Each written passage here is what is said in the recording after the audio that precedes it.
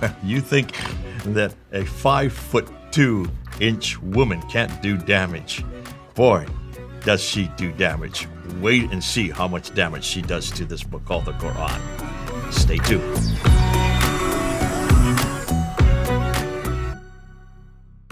Last time we showed you clips, video clips of what many of the prominent Muslim apologists say about the Quran. The fact that it's summarized in this phrase, perfectly preserved book, perfectly preserved book, unchanged book.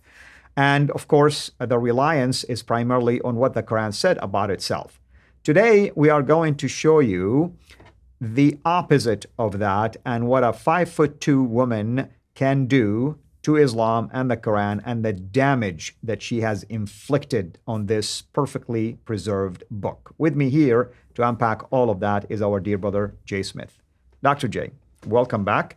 And of course, we are talking about our dear sister Hatun and an incident that prompted all of this a couple of years ago when the idea of multiple Qurans was brought into public, technically speaking. Yes, I will give you a story about that in just a bit. But what I want to do is play a video of how this blew it open. When you have something that's this remarkable, and remember, you have been told since you were born, I've been told in all my 40 years of working in Islam, that there has never been any changes to the Quran. If it's eternal, it cannot have one word, not one letter changed.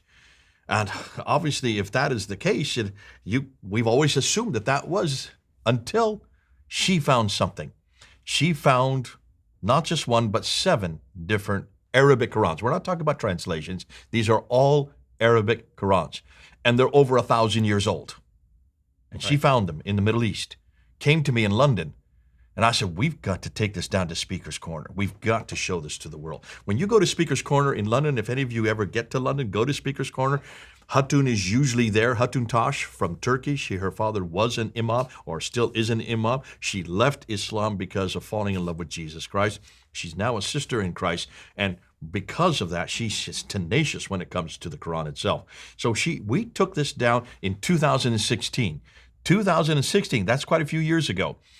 In June of 2016, and we held it up. I'm going to show you the video as to what happened. It's just a synopsis. We were there for over almost an hour. This is just a few minutes synopsis looking at that. Let's look at that video and let's see what happened. Okay, here's.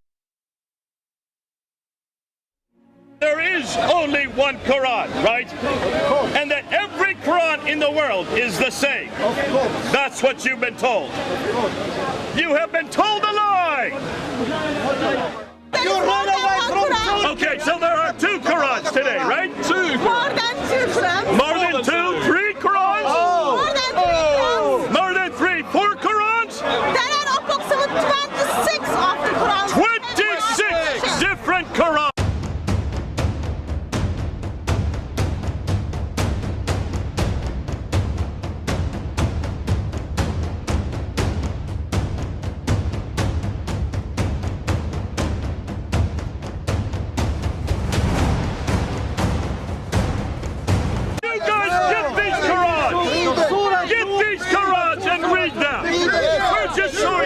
Oh, go ahead, start throwing things out. It says they were lied to.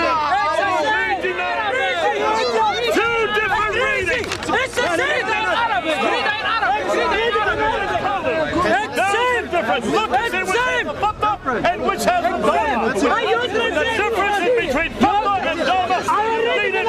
Read it again. حتى يقول حتى يقول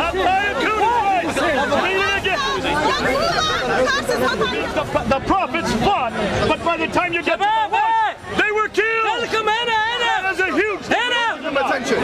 Your faces, Muslim people, your face, come here. Come. You better go. We're going to make it more and more difficult for you. The panic, and Muhammad Hijab is there also, and they're asking the Muslims to just steer away from you, obviously because they're noticing the crowd is paying attention to something shocking. Now, what is so interesting, it was called 26 Qurans back then. It was shocking. How many Qurans so far? Oh, she's up to 37. We're going to get into that in probably the next episode because we don't have time. But I want to just unpack a little bit what you just saw there. So here we are. This is the first time this has ever been done in public.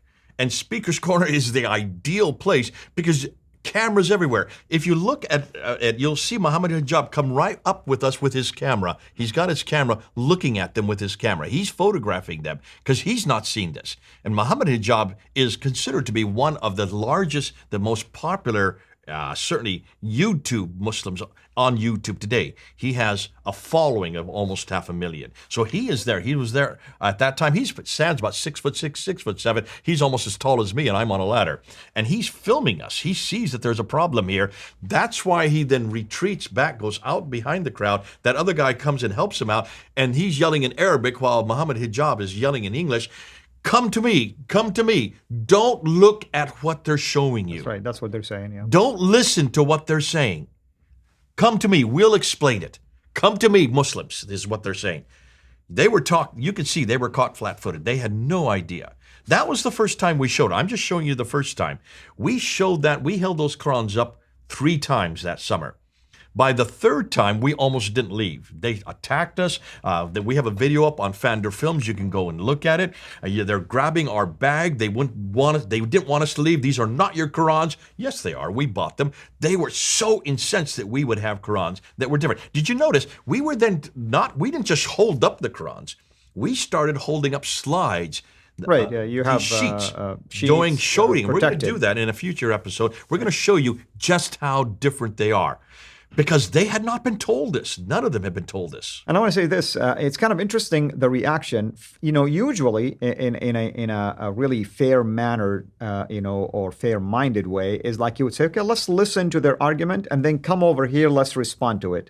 No, they were interrupting the whole thing. They were throwing things They don't at want us. you to even finish your... That one guy grabs it. That was not the first time. That's why we laminated it, because Right, we knew these would be ripped up. They always just rip anything they don't like. Well, we laminated. You can't rip that up, and we held on to it very tightly because we were then showing it. We were looking at the hafs. So this is the hafs here, and we were showing the warsh. They're doing the Uthmanic method of ripping off things, right? Absolutely. We show Kalun or Kasai. We were showing different ones side by side, the same verses. We're going to show you that exactly how damaging this are. But that was the initial time, 2016, June of 2016. We did it again in July. We did it again in August. By the time August came by, we knew that they would steal it. We would not be able to do it a 4th time.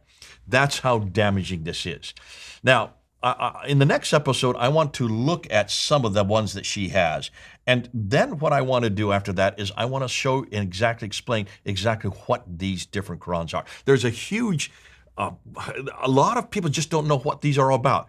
What are these Qira'ats? These are Qira'ats. What do they mean?